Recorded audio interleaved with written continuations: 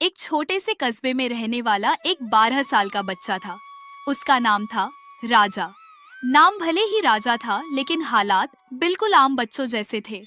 न कोई महल, न ताज, बस एक टूटा सा घर, एक मेहनती पिता और एक चिंतित माँ। और राजा की जिंदगी में एक ही चीज थी जिससे वो सबसे ज्यादा प्यार करता था, पतंग उड़ाना। पतंगों का दीवाना सुबह स्कूल जाने से पहले, दोपहर हो या शाम, या फिर छतों पर बहती हवा, राजा हर वक्त पतंग उड़ाता रहता। नीली पतंग उसकी पसंदीदा थी। वो कहता, देखना माँ, ये सबसे ऊपर जाएगी। लेकिन उसके घर वालों को ये सब बिल्कुल पसंद नहीं था। पिता अक्सर गुस्से में कहते, पतंग उड़ाकर पेट भरेगा क्या? माँ चिंता से बोलती, पढ़ाई पर ध्यान दे बेटा, नहीं तो जिंदगी बहुत मुश्किल हो जाएगी। पड़ोसी ताने मारते। नाम राजा है, काम बिल्कुल खाली। धीरे धीरे राजा भी खुद से सवाल करने लगा। क्या मैं सच में किसी काम का नहीं हूँ? एक दिन स्कूल से लौटते वक्त राजा को पता चला कि उसके पिता की फैक्ट्री बंद हो गई है। घर की हालत और खराब हो गई। उस रात माँ रो रही थी, पिता चुपचाप बैठे थे। राजा छत पर गया। आज पहली बार उसके हाथ कांप रहे थे। उसने पतंग उड़ानी चाही, लेकिन डोर हाथ से छूट गई। पतंग आसमान में उड़ती रही और राजा नीचे खड़ा सोचता रहा। अगर मैं भी ऐसे ही उड़ सकता और सबकी परेशानी दूर कर सकता। अचानक तेज हवा चली।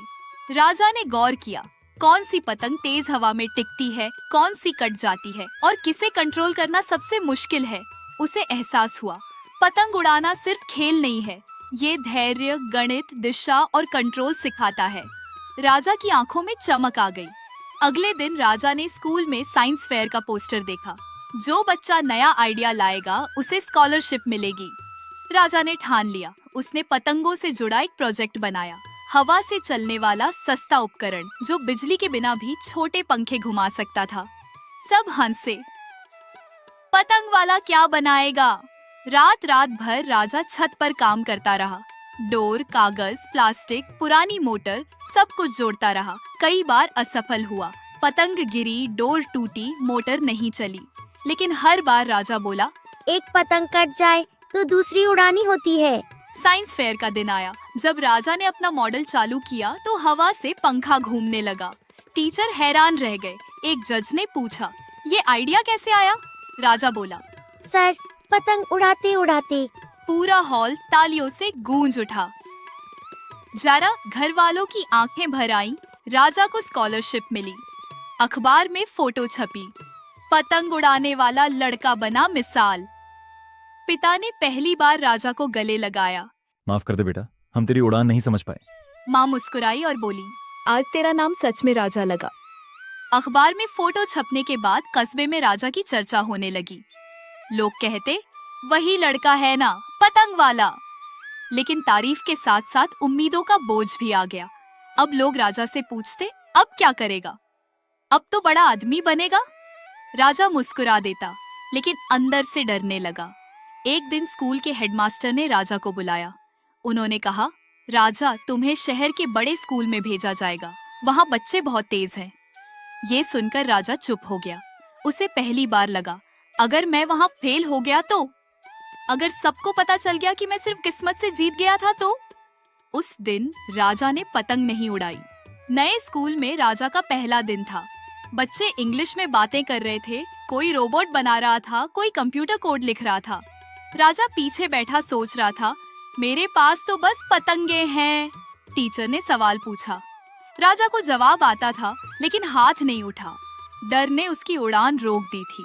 लंच ब्रेक में कुछ बच्चों ने कहा, अरे यही है वो स्कॉलरशिप वाला, सिर्फ हवा से पंखा घुमाया था ना। हंसी गूंज गई। राजा को फिर वही पुराना कस्बा, वही ताने याद आ गए। वो वॉशरूम में जाकर चुपचाप रोया। शाम को राजा छत पर गया। कई दिनों बाद उसने फिर से पतंग निकाली। हवा आज हल्की थी, पतंग बार बार गिर रही थी। राजा झुंझला कर बोला, अब तू भी मेरा साथ छोड़ रही है क्या? लेकिन तभी उसे एहसास हुआ, आज हवा कमजोर है, इसलिए पतंग को अलग तरीके से उड़ाना होगा। उसने डोर ढीली की, एंगल बदला, पतंग धीरे धीरे ऊपर जाने लगी। राजा की आंखें खुल गईं। वो बोला, हर जगह वही तरीका काम नहीं करता, लेकिन सीख वही रहती है। उसे समझ आया, उसकी ताकत पतंग नहीं। अगले दिन राजा ने क्लास में हाथ उठाया। जवाब परफेक्ट नहीं था, लेकिन कोशिश सच्ची थी। टीचर ने कहा, गुड ट्राई। वो 2 शब्द राजा के लिए तालियों से ज्यादा बड़े थे। धीरे धीरे राजा ने डर से दोस्ती कर ली। राजा ने देखा कि उसके नए स्कूल में कई बच्चे पढ़ाई से डरते हैं। वो लंच में उन्हें पतंग बनाना सिखाने लगा, समझाने के लिए। गणित बराबर डोर की लंबाई, फिजिक्स बराबर हवा की ताकत, साइंस बराबर बैलेंस बच्चे समझने लगे। टीचर हैरान रह गए।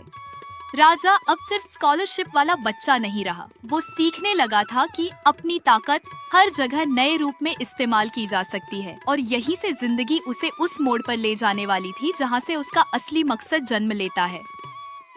कुछ साल बाद वही राजा गरीब बच्चों को फ्री साइंस क्लास देने लगा। कहानी से हमें यह सीख मिलती है कि हर बच्चे के अंदर कोई न कोई खास प्रतिभा होती है, जिसे हम अक्सर समय की बर्बादी समझ लेते हैं। वही सही दिशा और मार्गदर्शन मिलने पर उसकी सबसे बड़ी ताकत बन सकती है।